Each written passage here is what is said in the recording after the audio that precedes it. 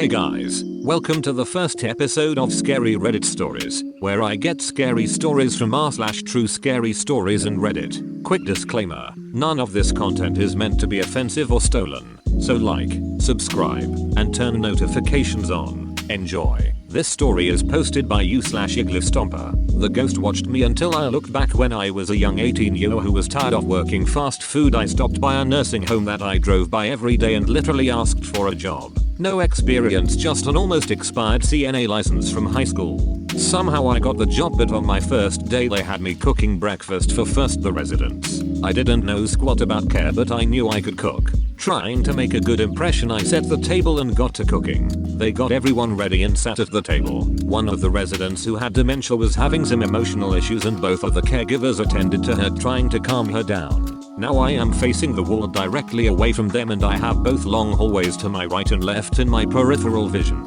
Down the hall to my left I notice a resident step out of her room. She is clearly not ready to be up because she has her blue and white checkered nightgown on still. Clear as day. She's a small thing, maybe 5 feet 2 inches with long white hair. She steps into the hall and just watches me. Once all the plates are dished up and handed out, I look back down the hall and she noticed me looking at her. She turns and walks into the unlit office across from the room she walked out of. I happily walk down the hall into the office and introduce myself while turning on the light. There is only one door to the office, some filing cabinets, one desk, one chair, nothing else. Vanished. I'm scratching my head when the caregivers comes over to kindly ask what the hell I'm doing. I explained what I saw and how she's vanished when the caregiver gets incredibly uncomfortable and has me explain it to caregiver number 2 when she starts shivering and pulls up a picture on her phone and says, "Is this the lady you saw?" Sure enough it was. That lady happened to pass 6 weeks prior in that very room where she walked out of. I never thought something like that could look so real. To this day I get uncomfortable thinking about how long that lady watched me and how she reacted when I finally looked back.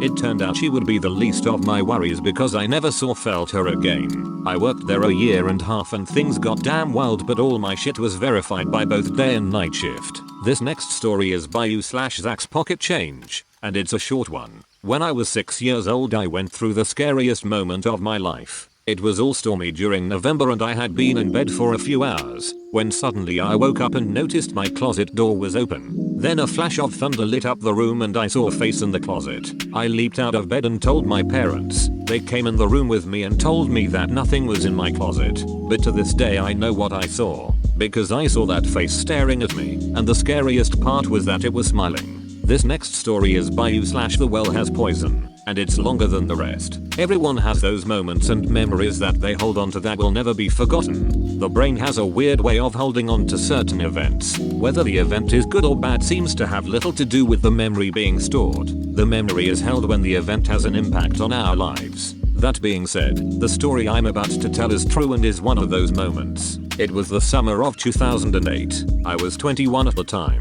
I was staying the night at a friend's house. Todd was one of my childhood friends and I've stayed at his house more times than I can count since I was a kid. Little did I know, this particular night was going to lead to a very unpleasant and terrifying event that would be stuck with me for a lifetime. I arrived at Todd's house in the evening, with my Xbox 360 account loaded up on a memory card ready to wreak havoc in some ranked Halo 3. We sat in his gaming room playing Halo for hours, only taking breaks when I needed to smoke. As the clock hit around 3 AM we were spent and decided to call it a night. I stayed in the gaming room on the futon, while Todd headed to his bedroom that was on the other side of the gaming room. The two rooms were separated with a very thin wall as he lived in a townhouse. I laid there in the dark having a hard time falling asleep for some reason that particular night. I assumed it was from not unwinding after staring at a screen for the past several hours. As I laid on the futon staring at the ceiling for what felt like about an hour trying to drift off to sleep, I remembered I had forgotten to plug my cell phone in.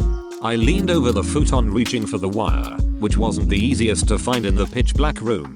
After finding it I fiddled with the wire trying to find the port on the phone to plug it in. I felt it snap in finally. My phone lit up the room letting me know it was being charged. This is when things turn terrifying. I looked up at the ceiling to see this black mass contorting back and forth. It was human-like but only in a manner that my brain could pick out what looked like arms, a head, and a torso. My phone went to sleep and the darkness took back over the room. Absolutely terrified at what I just witnessed, I snapped up off the futon and rushed for the bedroom light switch. Right before I hit the switch, the wind was knocked out of me. I couldn't breathe. No pain, but it felt like something went right through me, sucking all the air out of my lungs. I hit the switch. The lights in the room turned on. As soon as the lights lit up, I heard the deepest growl I've ever heard, and it spoke in a language I could not understand. It was brief, but it felt as if the walls were vibrating with how low the decibels of the voice was. The horrendous growl ended almost as fast as it started. I stood in the middle of the room, shaking in fear that I have never felt before.